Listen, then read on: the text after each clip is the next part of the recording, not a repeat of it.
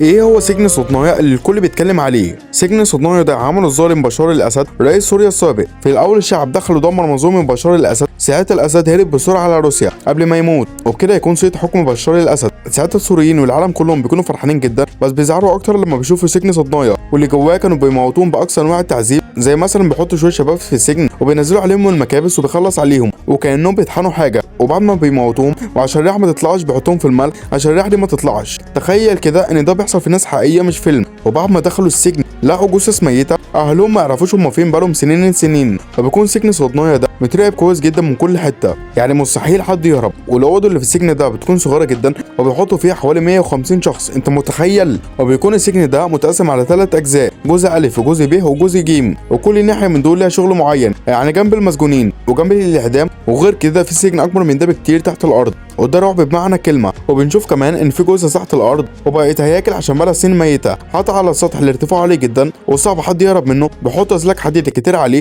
وفي كل مكان. يعني الهروب من المكان ده حاجه مستحيله. لو نفسك بشار الاسد يتعذب زيهم دوس لايك.